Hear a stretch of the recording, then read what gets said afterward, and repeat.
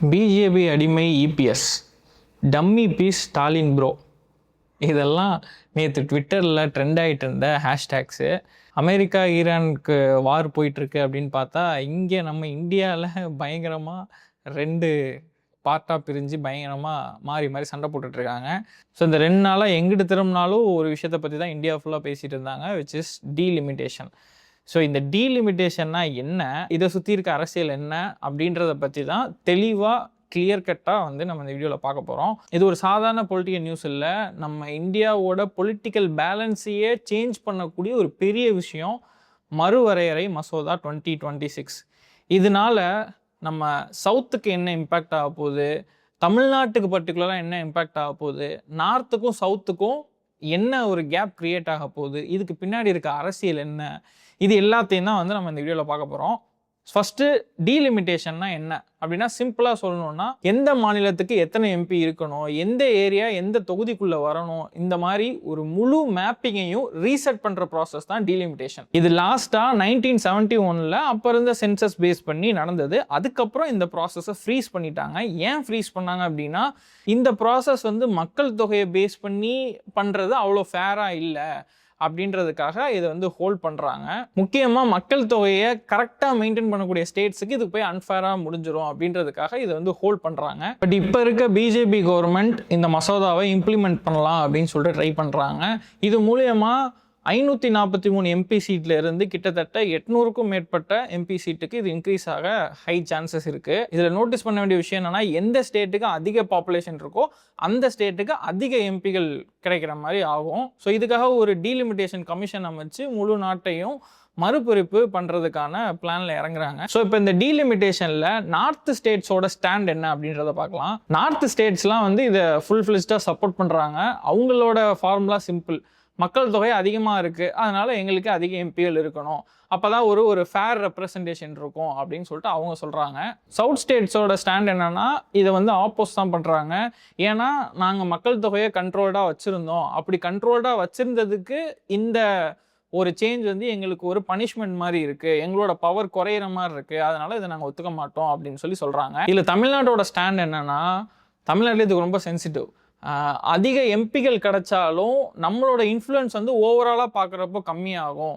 நம்பர்ஸில் increase ஆகிருந்தாலும் பர்சன்டேஜாக பார்க்குறப்போ ஓவராலாக பார்க்குறப்போ நம்மளோட பவர் நம்மளோட வாய்ஸ் கம்மியாயிரும். இதனால சென்ட்ரலில் என்ன விஷயம் நடந்தாலும் அதில் தமிழ்நாடோட வாய்ஸ் ரொம்பவே கம்மியாயிடும். Long term policies, fund allocation, political இம்பார்ட்டன்ஸ்னு எல்லாத்துலேயுமே அஃபெக்ட் ஆகும். இப்போ இதுக்குள்ளே மேஜராக பேசப்படுற இன்னொரு விஷயம் என்னென்னா, விமன் ரிசர்வேஷனை வச்சு ஒரு டாபிக் போகுது. இப்போ இந்த பில் பாஸ் பண்ண முடியாமல் போயிருச்சு. அதுக்கு பிஜேபி சைட்லேருந்து டிஃபெண்ட் பண்ணுற ஒரு மெயினான விஷயமே, இதனால உமன் ரிசர்வேஷன் ஸ்பாயில் ஆயிடுச்சு, சவுத் ஸ்டேட்ஸ் இதை ஸ்பாயில் பண்ணி விட்டுட்டாங்க, உமன்ஸ்க்கு துரோகம் பண்ணிட்டாங்க, தமிழ்நாடு கவர்மெண்ட் உமன்ஸுக்கு துரோகம் பண்ணிருச்சு அப்படின்ற மாதிரி அவங்க சைடு டிஃபெண்ட் பண்ணிட்டு இருக்காங்க. ஸோ பிஜேபி கவர்மெண்ட் என்ன சொல்கிறாங்கன்னா, இந்த மறுவரையறை பண்ணதுக்கு அப்புறம் தான் 33% ரிசர்வேஷன் உமனுக்கு இம்ப்ளிமெண்ட் பண்ண முடியும் அப்படின்னு சொல்றாங்க. பட் ஆப்போசிஷன் பார்ட்டிஸ் என்ன சொல்றாங்கன்னா, இந்த உமன் ரிசர்வேஷனை உடனடியாகவே கொண்டு வரலாம், இதுக்கும் அந்த மறுவரையறைக்கும் சம்மந்தம் இல்லை, 2023லேயே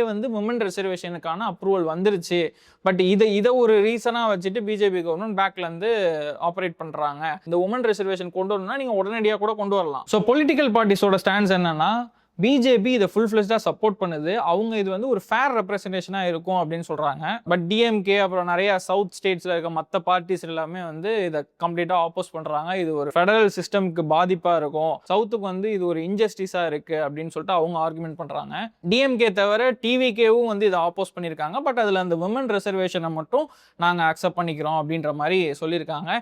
ஏடிஎம்கே ஆப்வியஸாக பிஜேபி கூட்டணியில் இருக்கிறதுனால அவங்களுக்கு ஆப்ஷனே இல்லை, அவங்க அந்த விஷயத்தை சப்போர்ட் பண்ணி தான் ஆகணும். அதனால் அவங்களோட வாய்ஸ் பிஜேபி கவர்மெண்ட்டுக்கு ஃபேவராக தான் இருக்குது. ஸோ இதனாலேயே இப்போ ஒரு பெரிய பொலிட்டிக்கல் கிளாஷ் கிரியேட் ஆகி போயிட்டுருக்கு.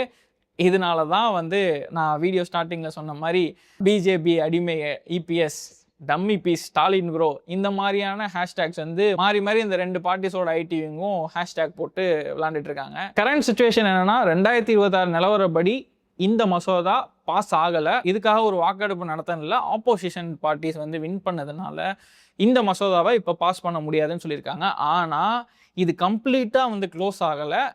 டெம்பரரி ஒரு ஒரு ஹோல்டில் இருக்குது அப்படின்னா எடுத்துக்கலாம். இது மறுபடியும் ஃப்யூச்சரில் திருப்பி இந்த விஷயங்கள் நடக்கிறதுக்கும் ஹை சான்சஸ் இருக்குது. இதை ஏன் பிஜேபி கவர்மெண்ட் இவ்வளோ ஸ்ட்ராங்காக உள்ளே கொண்டு வரணும் அப்படின்னு ட்ரை பண்ணுறாங்க அப்படின்னு சொல்லிட்டு நிறைய பேர் என்ன சொல்கிறாங்கன்னா, இது மூலயமா வந்து நார்த் சைடில் அவங்களோட பவர் இன்னுமே இன்க்ரீஸ் ஆகும். ஆல்ரெடி ஆப்வியஸாக நார்த்தில் எல்லாமே அவங்களோட ஒரு கவர்மெண்ட் தான் நிறையா பிளேசஸில் இருக்குது இல்லையா? ஸோ இது இது இது நடக்கிறது மூலயமா அவங்களோட பவர் இன்னும் ஹையராக போகும். சவுத் ஸ்டேட்ஸோட வால்யூம் வந்து இன்னுமே கம்மியாகும். இப்போ ஒரு எக்ஸாம்பிளுக்கு சொல்லணும்னா, நமக்கு வந்து தமிழ்நாட்டுக்கு இது இது வரது மூலயமா 39 எம்பி சீட்லேருந்து 59 எம்பி சீட்டாக மாறும். ஆனால் அதுவே உத்தரப்பிரதேசில் பார்த்தீங்கன்னா 60 எம்பி சீட்லேருந்து 120 எம்பி சீட்டாக மாறுது. கிட்டத்தட்ட 60 எம்பி வந்து அவங்களுக்கு இன்க்ரீஸ் ஆகுது. ஆப்வியஸாக அவங்களோட வாய்ஸ் தான் அங்கே ஹையராக இருக்கும். நமக்கு கிடைக்க வேண்டிய விஷயங்கள் நம்மளோட இதுக்கு எல்லாமே வந்து பயங்கர ஒரு இம்பேக்ட் கிரியேட் ஆகும் அப்படின்றது தான் மேட்ரு. ஸோ பிஜேபி கவர்மெண்ட் வந்து சவுத்தில் பெருசாக இல்லாததுனால அவங்க பவரை இந்த ஒரு மறுவரை பண்ணுறது மூலயமா இன்னும் ஃபர்தராக நார்த் ஸ்டேட்ஸில் இன்க்ரீஸ் பண்ணிக்கிட்டால் அவங்க நினச்ச சட்டத்தை கொண்டு வரலாம், அவங்க நினச்சதை பண்ணலாம், எல்லாத்துக்குமே அந்த எம்பிஸ் வந்து சப்போர்ட்டாக இருப்பாங்க. ஸோ இந்த மாதிரியான நிறைய பொலிட்டிக்கல் கெயின், பொலிட்டிக்கல் ரீசன்ஸுமே இருக்குது. இது மூலயமா இன்னும் ஃபர்தராக சில ஸ்டேட்ஸில் வந்து பிஜேபி கவர்மெண்ட்டை உள்ள கொண்டு வர முடியும். ஸோ இந்த மாதிரி நிறைய விஷயங்கள் இருக்குது. இது நம்ம இந்தியாவோட பொலிட்டிக்கல் பவர் பேலன்ஸையே சேஞ்ச் பண்ணக்கூடிய ஒரு விஷயம். தமிழ்நாடு மாதிரியான ஸ்டேட்ஸுக்கெல்லாம் இது ஒரு லாங் டேர்ம் இம்பேக்ட் கிரியேட் பண்ணக்கூடிய ஒரு விஷயம். ஸோ இந்த விஷயத்தில் நீங்கள் என்ன நினைக்கிறீங்க? என்னப்பா நிறைய எம்பி வந்தால் நல்லது தானப்பா அப்படின்னு கூட தோணலாம். ஃபஸ்ட்டு இதை பார்க்குறப்போ எனக்கு அப்படி தான் தோணுச்சு.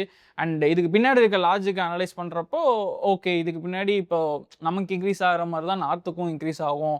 அப்போது இவ்வளோ இம்பேலன்ஸ் ஆகுதே, அப்புறம் நம்ம வந்து பாப்புலேஷனில் வந்து ரொம்ப கரெக்டாக மெயின்டைன் ஆகிருக்கோம்.